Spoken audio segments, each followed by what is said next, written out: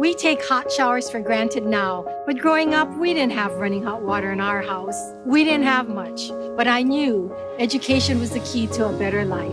As a public school graduate, I've always fought for public education. I'll fight for more federal funding and more local control of our schools, for lower tuition costs. And I'll take on Donald Trump to stop his dangerous cuts to education. I'm Donna Mercado Kim. I approve this message for Hawaii's future.